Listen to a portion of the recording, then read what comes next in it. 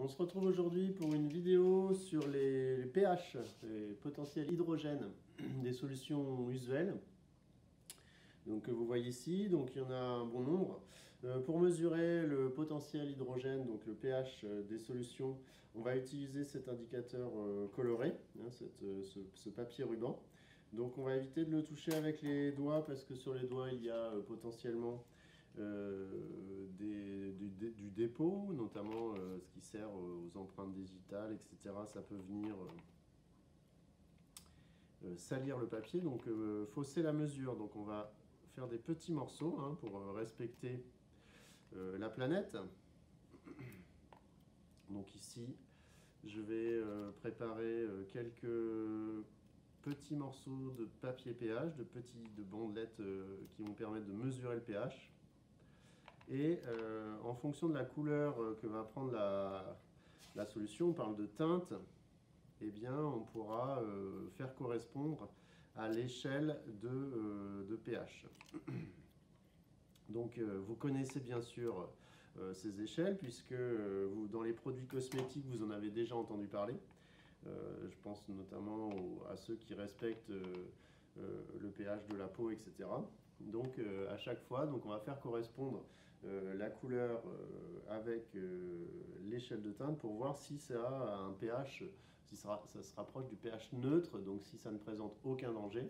Hein, donc c'est le pH de 7 qui est ici matérialisé par la couleur verte claire. Et au contraire, quand on descend sur l'échelle de pH, on a une valeur plus faible que 7 pour les solutions acides. Et on a une valeur qui se rapproche d'un pH qui normalement est là ici à 11, mais on peut avoir jusqu'à pH 14 sur d'autres échelles de teinte, en tout cas pour le potentiel hydrogène. Et on aura une correspondance plus ou moins bonne pour voir si la solution est basique. Hein. Donc c'est au-dessus de 7, la solution est alors basique. Alors on y va, on commence avec toute une série de solutions. Donc ici, je commence avec l'eau déminéralisée. Donc je vais déposer une goutte, je vais lâcher une goutte d'eau déminéralisée sur la solution pour m'apercevoir que, alors ici, le pH, la couleur correspond plutôt à un pH de 5, ce qui n'est pas normal. Donc on va certainement refaire cette expérience avec un autre papier pH. Est-ce que c'est le bon papier qui correspond à l'échelle de teinte? On va voir ça tout à l'heure. Donc ici, pour le vinaigre, je place, voilà, donc on se rapproche plutôt de la teinte rose, donc proche de 3 unités pH pour le vinaigre. Ici, j'ai du sulfate d'aluminium, une solution qu'on manipulera plus tard dans un autre TP. Donc là, on est plutôt proche de 4 pour le sulfate d'aluminium. Ici, j'ai du jus de citron. Alors, celui-ci est périmé. Peut-être que ça change la couleur. On va voir ce que ça donne. Voilà. Donc là, on est clairement dans quelque chose d'assez rouge. Hein, peut-être 2 unités pH. On change. Alors, on va prendre une solution colorée que vous connaissez. C'est la solution de sulfate de cuivre. Donc, la solution étant déjà bleue, est-ce que ça change le pH? Donc ici, on a quelque chose qui est peut-être un peu faussé, on verra à la fin dans l'analyse. Ici, je prends une goutte d'huile pour voir ce qui se passe. Donc là, il n'y a pas de réaction finalement avec le support, puisque c'est une réaction plutôt aqueuse, donc dans une solution d'eau. Là, j'ai de l'eau de Javel, justement. Alors, voyons ce que ça donne. Là, on a clairement un changement de couleur pour l'eau de Javel. On est plutôt au-dessus du 7, hein, du 8. Et puis, vous allez voir qu'en plus, ça va blanchir très rapidement. Donc, on va perdre la couleur, la très jolie couleur. On va la perdre. Donc là, j'ai une solution de chlorure de sodium. Donc, c'est du sel, de l'eau salée, hein, tout simplement. Qu'est-ce que ça donne?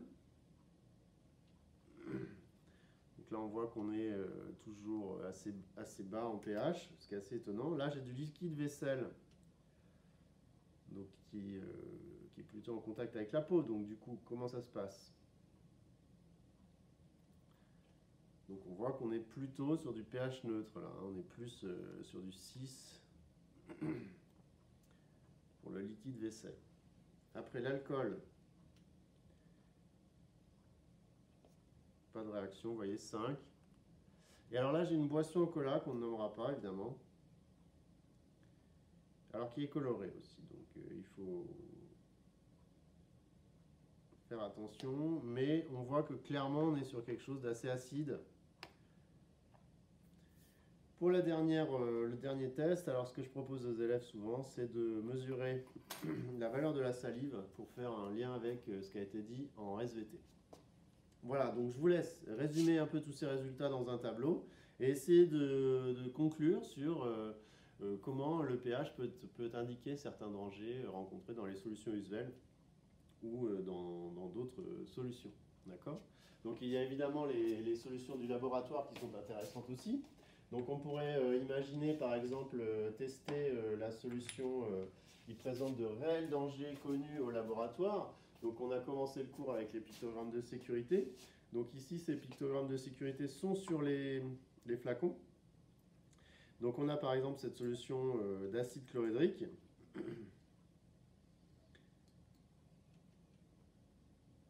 Concentré. Donc là on est clairement sur du rouge vif.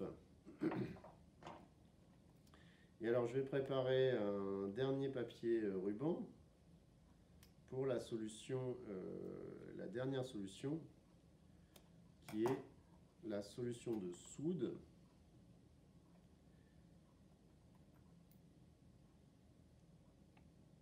Alors, je vais retirer celui-ci.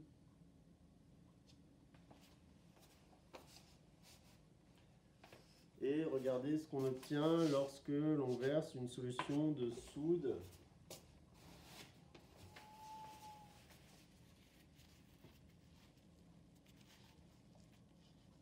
sur ce papier pH. Donc hydroxyde de sodium.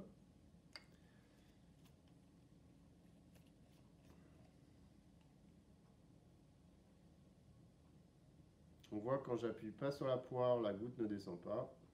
Et là, on a une très jolie teinte bleue, donc il nous indique qu'on est plutôt donc, sur quelque chose de très très basique. D'accord ?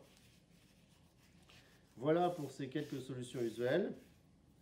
Donc je vous laisse conclure sur les dangers en fonction de ces mesures. Et puis on se retrouve pour une prochaine vidéo où justement on verra si on peut indiquer la couleur par peut-être un indicateur coloré, mais cette fois-ci non pas sur du papier ruban, mais en solution. Donc on se retrouve pour une prochaine vidéo. Merci, au revoir.